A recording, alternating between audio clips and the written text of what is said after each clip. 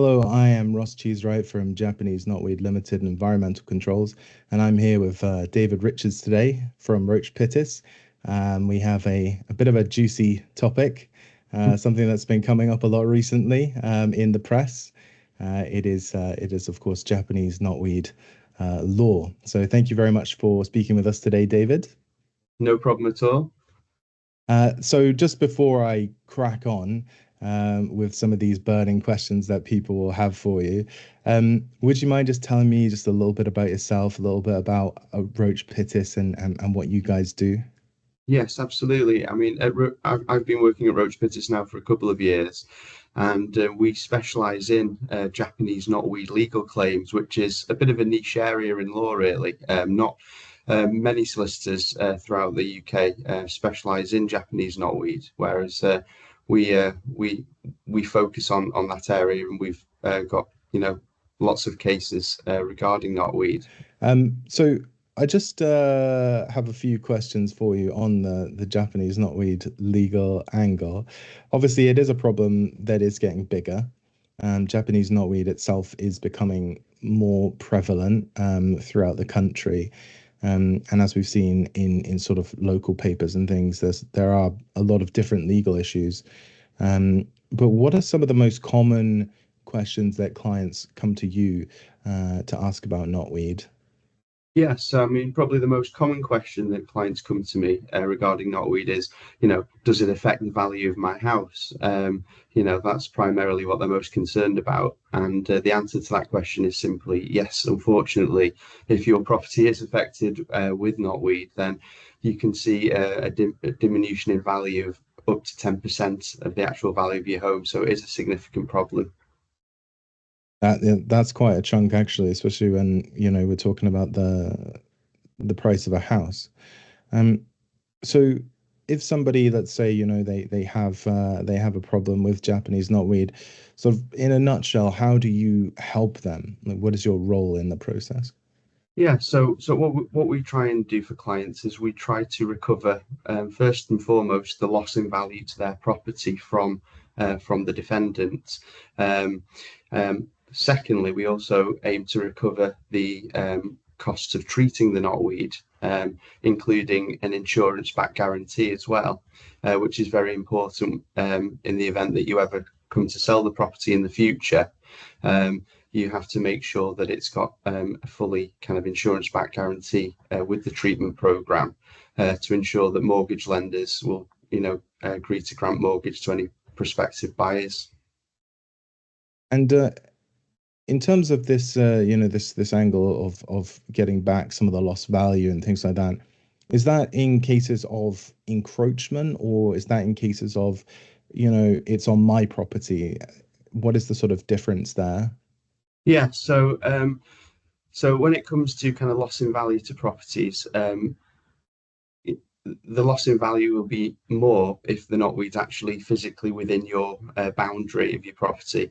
However, even if it's within a few meters of the property, there's a real risk that it could encroach in the future, and there is the argument that your property will still be adversely affected um, in regards to its value, even if it's not actually encroached within the boundary.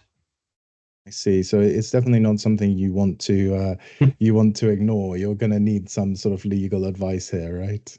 Yeah, absolutely. I mean, there are kind of three different kind of defendants to pursue. So, um, the most common kind of type of case is for encroachment, where it's encroaching from neighbouring land, and that would be a private nuisance claim. The private nuisance being Japanese knotweed. Um, Secondly, you could potentially have a claim against the person who you bought the property from. Who's failed to disclose that it's affecting the property in the TA6 property information form. And thirdly, if you've instructed a chartered surveyor to conduct a pre-purchase survey of the property, you could have a professional negligence claim against a surveyor if they've failed to identify, a well-established infestation. So if you're thinking about selling your property, for example, it would definitely be valuable to have a survey done by a professional to make sure that you're filling in that TA6 form correctly. Yes, absolutely. I think my advice to someone who's selling their property would be to first of all do some research, online about what kind of Japanese knotweed foliage looks like. Then conduct, an inspection of your property, bearing in mind that the growing season is between around kind of April to October. So if it's in the winter months, then it won't be easily identifiable. Um, but familiarize yourself with what it looks like, conducting an inspection, and if you're unsure about whether or not your property is affected by knotweed, then simply tick not known in the TA6 property information form, and then you can't be criticised for being negligent. That's good information. But if you willfully tick the wrong one, then you could be putting yourself in hot water there, I suppose. Yes, unfortunately, yes. I mean, if you tick no to knotweed on the TA6 property information form, if you're selling your property, and it is affecting the property, then you could be liable in a misrepresentation claim, and you could be liable to pay the loss in value to the property plus the treatment costs. So it's a very costly mistake. So be very careful when you're completing the TA6 property information form regarding knotweed.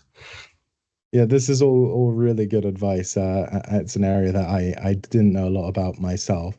So let's say that if I needed to pursue a knotweed claim, if I had knotweed on my property or it was coming in from my neighboring property, how would I do that? What is the process? Yeah, so the process is really easy. I mean, you can contact Roach Pitted Solicitors, speak to one of our team, and we can basically complete a short questionnaire with you to find out, the knotweed affecting your property and your situation. And then if we can help you on a no win, no fee basis, which we can for most clients, we will send out a copy of our kind of client care pack to you, for your approval, and then we can literally get the claim underway for you on a no win, no fee basis. So you're not at risk of having to pay anything yourself. Brilliant. Well, it sounds like I'm going to be fully armed, for when I'm ready to tackle the property ladder. And I'm sure that our viewers and clients will be really grateful for this information as well. So any sort of final parting words, David, anything you would like people to keep in mind? If there's one thing that they were going to take away from this little interview, what do you think it should be? Well, I think that just to recap, if you're selling your property, make sure that you're doing all the checks beforehand to establish whether or not weed is affecting your property. If you're unsure whether it is, then tick not known on the TA6 property information form. And if you're buying a property, then make sure that you instruct a chartered surveyor to conduct a pre-purchase survey. Um, Make sure you read the contents of the survey carefully, and pay any attention to any kind of notes regarding knotweed, um, and yeah, and that's basically it. Brilliant. Well, it's been very helpful. Thank you very much for your time. I know that you're a busy man, and we'll make sure that everybody hears about this useful information. Thank you very much, David. Yeah, thank you, Ross. That's great. Nice Thank you. speaking Have a to good you. day. Have a good day. Thank you.